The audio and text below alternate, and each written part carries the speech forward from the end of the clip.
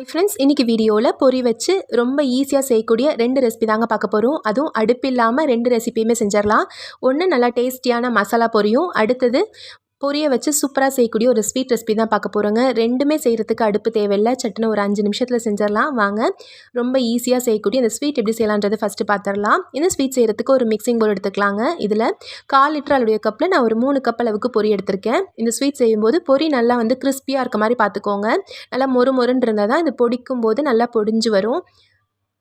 ஒரு 3 கப் அளவுக்கு பொரி போட்டுக்கலாம். இதை ஒரு மிக்சி ஜாரில் போட்டு நல்லா பொடி பண்ணி எடுத்துக்கோங்க. சப்போஸ் உங்களுக்கு பொரி நல்லா மொறுன்னு இல்லை அப்படின்னா ஒரு தடவை வானலியில் போட்டு நல்லா வறுத்துட்டிங்க அப்படின்னா நல்லா சூடாகும்போது பொரி நல்லா கிறிஸ்பி ஆயிரும். இப்போ இந்த பொரியை ஒரு மிக்சி ஜாரில் போட்டு இந்த பொரி கூடவே ஒரு 10 முந்திரி பருப்பை போட்டு பொடிச்சு எடுத்துக்கலாம். முந்திரி பருப்புக்கு பதிலாக நீங்கள் பாதாம் பருப்போ அல்லது வேர்க்கடலையோ கூட சேர்த்துக்கலாம். வேர்க்கடலை சேர்க்குறதா இருந்தால் ஒரு 1/4 கப் அளவுக்கு சேர்த்துக்கோங்க. ஒரு 10லேருந்து 12 முந்திரி பருப்பை போட்டு நல்லா பொடி பண்ணி எடுத்துக்கோங்க. பாருங்கள், இந்த அளவுக்கு நல்லா பொடியாக இருக்கணும்.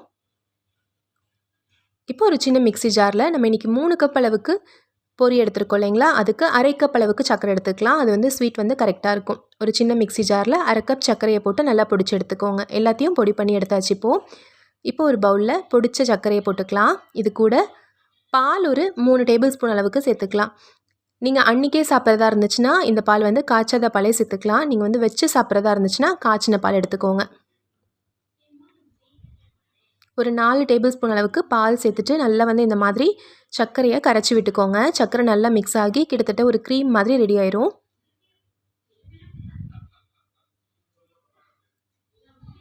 இந்த அளவுக்கு நல்லா க்ரீமியாக நல்லா மிக்ஸ் ஆனதும் இப்போ இதில் நம்ம பொடிச்சு வச்சுருக்க இந்த பொரியும் முந்திரி பருப்புடைய பொடியும் இருக்குது இல்லைங்களா, அதை சேர்த்துடலாம்.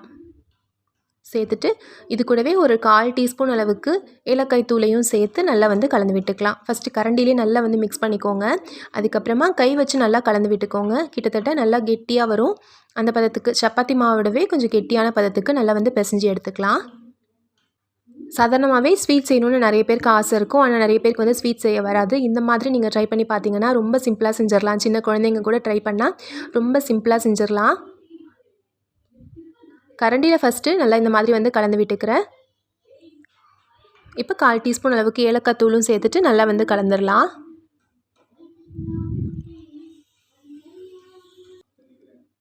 இப்போ நல்லா மிக்ஸ் பண்ணியாச்சு. இப்போ பாருங்கள், நான் கை வச்சு நல்லா பிசைஞ்சு விட்டுக்கிறேன்.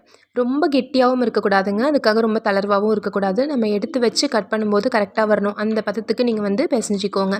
தேவைப்பட்டால் இன்னும் ஒரு டேபிள் ஸ்பூன் அளவுக்கு பால் மட்டும் சேர்த்துட்டு இதை பிசைஞ்சிக்கலாம். இப்போ பாருங்கள், இது நல்லா மாவு மாதிரி திரண்டு வரல இல்லைங்களா, அதனால் இன்னும் கொஞ்சம் மட்டும் பால் சேர்த்துக்கிறேன். ஒரு டேபிள் ஸ்பூன் அளவுக்கு கொஞ்சமாக பால் சேர்த்து இதை நம்ம பிசைஞ்சிக்க போகிறோம். இந்த மாதிரி நீங்கள் ஸ்வீட் செஞ்சு கொடுத்து இது பொரியில் தான் செஞ்சீங்க அப்படின்னா யாருமே நம்ப மாட்டாங்கங்க. அந்தளவுக்கு நல்லா டேஸ்ட்டாக இருக்கும். இதில் பொரியோட டேஸ்ட்டே தெரியாது. நீங்கள் ஒரு மில்க் ஸ்வீட் கொடுத்த மாதிரியே இருக்கும். கடைகளில் கிடைக்கிற மாதிரி அந்த மில்க் ஸ்வீட் மாதிரியே இருக்கும். நம்ம முந்திரி பருப்பு சேர்த்து அரைச்சிருக்கோன்றனால அந்த முந்திரி பருப்புடைய வாசனையும் நல்லா வரும். இப்போ கொஞ்சமாக பால் சேர்த்து இந்த மாதிரி பிசைஞ்சு விட்டுக்கிறேன். இப்போ பாருங்கள், கொஞ்சம் கொஞ்சமாக இந்த மாதிரி பிசைஞ்சு இந்த பதத்துக்கு ரெடி பண்ணியாச்சு. இந்த அளவுக்கு நல்லா கொஞ்சம் கெட்டியாக இருக்கணும். நல்லா கை வச்சு நல்லா அழுத்தி பிசைஞ்சிக்கோங்க. இந்த மாதிரி நல்லா பிசைஞ்சு எடுத்துட்டு இப்போது ஒரு பிளேட்டோ அல்லது ஒரு பட்டர் பேப்பர்லேயோ நீங்கள் லேசாக நெய் தடவி விட்டு அதில் நல்லா எந்த ஷேப்பில் உங்களுக்கு எந்த மாதிரி வேணுமோ, மெலிசாக வேணும்னா நல்லா ஃபுல்லாக தட்டி எடுத்துக்கலாம். இல்லை கொஞ்சம் மொத்தமாகவே இருக்கலாம் அப்படின்னா கொஞ்சம் லேசாக இந்த மாதிரி அழுத்தி விட்டு ரெடி பண்ணிக்கோங்க. அவ்வளோதாங்க. இந்த மாதிரி செஞ்சுட்டு இப்போ நம்ம கட் பண்ணி பீஸஸாக ரெடி பண்ணிக்கலாம். சூப்பரான உடனடி ஸ்வீட் ரெடி ஆயிரும். இது நீங்கள் கட் பண்ணி சாப்பிடும்போது எந்த பதத்தில் இருக்குமோ அதே பதத்தில் தான் நமக்கு இப்போயும் இருக்கும். ஏன்னா நம்ம இதை சூடு பண்ணவோ எதுவுமே செய்யலை இல்லைங்களா, அதனால் இப்போ கரெக்டாக இருக்கும்.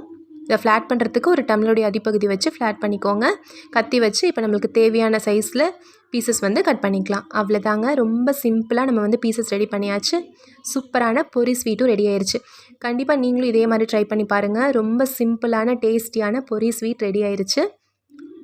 பாலும் முந்திரி பருப்பும் சேர்த்துருக்கனால அதோட வாசனையும் டேஸ்ட்டும் அவ்வளோ அட்டகாசமாக இருக்கும். அடுப்பே இல்லாமல் 5 நிமிஷத்துலேயே சூப்பரான டேஸ்டியான மில்க் ஸ்வீட் ரெடி ஆயிடுச்சுங்க. நீங்களும் இதே மாதிரி ட்ரை பண்ணி பார்த்துட்டு எப்படி வந்துச்சுன்ற சொல்லுங்கள். இதே அளவுகளில் ட்ரை பண்ணி பாருங்கள். கண்டிப்பாக உங்களுக்கு பிடிச்சிருக்குன்னு நினைக்கிறேன். ரொம்ப சாஃப்ட்டாகவும் ரொம்ப டேஸ்ட்டாகவும் இருக்கும். இது நீங்கள் வந்து காய்ச்சின பால் ஊற்றி நீங்கள் வந்து பிசைஞ்சு செய்யும்போது கிட்டத்தட்ட ஒரு 3 நாள் வரைக்குமே நல்லாயிருக்கும். நீங்கள் ஃப்ரிட்ஜில் வச்சிங்கன்னா 1 வீக் வரைக்குமே நல்லாயிருக்கும். பாருங்கள் எவ்வளோ சாஃப்ட்டாக இருக்குன்னு. சூப்பரான காஜு கட்லி டேஸ்ட்டில் சூப்பரான ஸ்வீட் ரெடி ஆயிடுச்சு. அடுத்தது மசாலா பொரி. நம்ம கடைகளெல்லாம் வண்டி கடைகள்லாம் கிடைக்குது இல்லையா, அந்த அளவுக்கு நல்ல டேஸ்டியான மசாலா பொரி எப்படி பண்ணலான்றதை பார்த்துடலாம். ரொம்ப சிம்பிள் தாங்க, ஆனால் ரொம்ப ஹெல்த்தியான ஒரு ஸ்நாக் ரெசிபி இது. இப்போ இந்த மசாலா பொரி செய்கிறதுக்கு ஒரு மிக்சிங் பவுல் எடுத்துக்கலாங்க. இந்த மிக்சிங் பவுலில் ஃபஸ்ட்டு நல்ல பெரிய வெங்காயம் ஒன்று பொடியாக கட் பண்ணி நம்ம சேர்த்துடலாம்.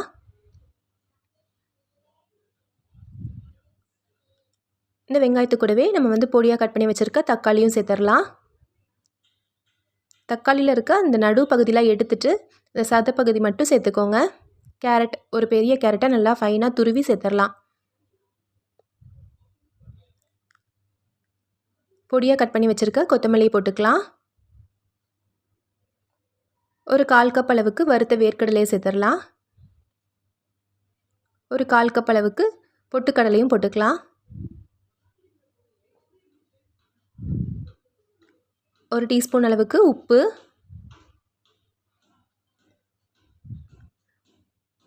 ஒரு டீஸ்பூன் அளவுக்கு மிளகாய்த்தூள்,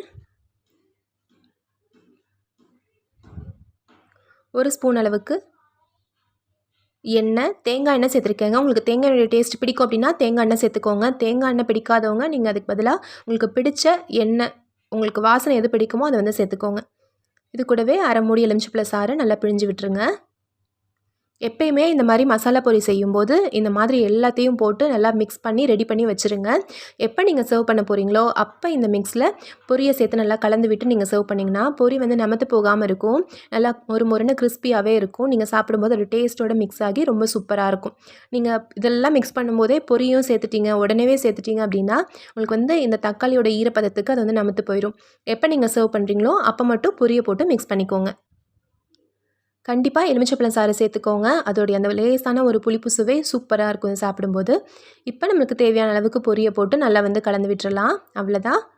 ரொம்ப சிம்பிளாக சட்டுன்னு சூப்பரான டேஸ்டியான மசாலா பொரி ரெடி ஆயிடுச்சு. இன்றைக்கி ரெசிப்பியில் காமிச்ச 2மே உங்களுக்கு கண்டிப்பாக பிடிச்சிருக்குன்னு நினைக்கிறேன். இந்த மசாலா பொரியில் நீங்கள் தேவைப்பட்டுச்சுன்னா உங்களுக்கு இன்னும் ஹெல்த்தியாக பண்ணுறதுக்கு இதில் வந்து வேக வச்ச சுண்டல் சேர்க்கலாம், அல்லது ஸ்வீட் கார்ன் சேர்த்துக்கலாம். உங்களுக்கு எதெல்லாம் எக்ஸ்ட்ராவாக சேர்க்கணுன்னு விருப்பப்படுறீங்களோ அது எல்லாமே சேர்த்துக்கலாம். இன்றைக்கி வந்து நம்ம அடுப்பு இல்லாமல் சிம்பிளாக செய்கிறதுக்காக இந்த மாதிரி மசாலா பொரி செஞ்சுருக்கோம். இது ரொம்ப டேஸ்டியாக இருக்கும். கண்டிப்பாக இதே மாதிரி நீங்களும் ட்ரை பண்ணி பாருங்கள்.